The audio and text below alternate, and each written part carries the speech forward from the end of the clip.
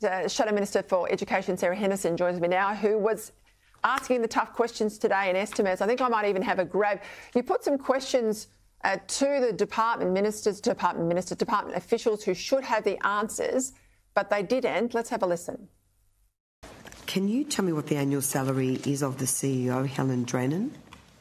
We have written to studio schools seeking information in relation to that question yourself.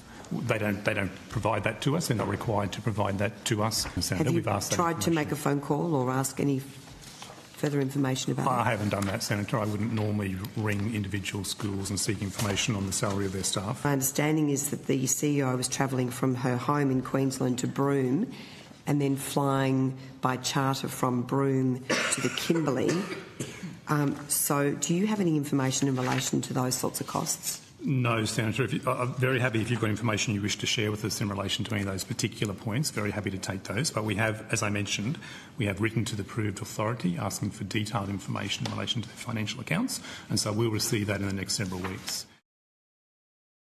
Sarah Henderson, you've been around government as long as I have. I have never seen such a lack of oversight of spending like that. The failure to acquit those grants. We're talking literally of $16 million plus. Were you staggered by what you heard? Because I certainly am. Well, absolutely, Peter, and good evening. Great to join you. I first was alerted to some deep concerns with studio schools and the Albanese government's failure to manage the delivery of Indigenous boarding schools when they cut 2 schools from the May budget. So we provided $75 million to deliver 4 schools, 3 new schools and 1 upgraded school. And suddenly 2 of those new schools were cut completely in East Arnhem Land and also the Pilbara. But there was $16 million allocated for operational costs, which seemed extraordinary. And then questions on notice, we discovered that the costs had gone up for the 2 schools that have been axed from $44 million to $120 million. Now, if I was the minister, I'd be saying, what is going on here? And scrutinising those costs, it just seems unbelievable, no credibility.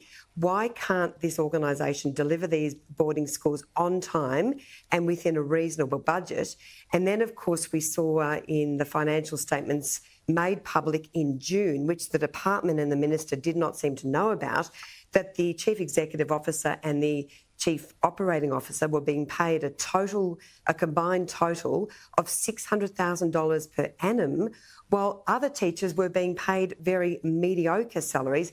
And these are in some of the most impoverished parts of the country. Sorry, I've got a bit of a problem with my earpiece. So it's just defies belief. But when I looked at this, Peter, the red flags went up left, right and centre, and this minister did absolutely nothing. Yeah, it's extraordinary. I mean, that $600K for a teacher or an executive at the school, that's more than the Prime Minister earns. That's the first point.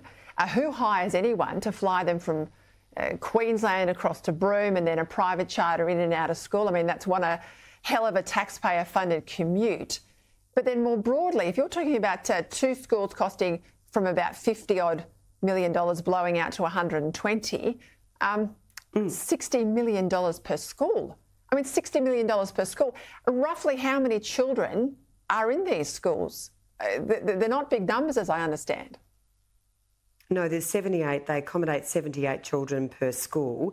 So the minister didn't say, well, hang on a minute, let's look at other forms of construction. Let's look at prefabricated construction. Let's look at how we can get these schools into the Pilbara, into East Arnhem Land, rather than just cutting the schools and then delivering $16 million to studio schools for operational costs, not scrutinising their expenditure. And I've now asked questions about the charter flights, about upgrades, about I've been told that in excess of $60,000 has been spent on an ensuite or an indoor toilet. There's other very, very exorbitant operational costs being incurred. And the minister should have been all over this. Really, they've been missing in action. I called for a review.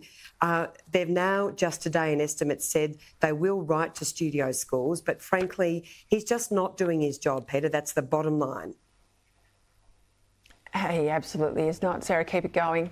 keep it going, because this is exactly Thanks, Peter. why we need an audit.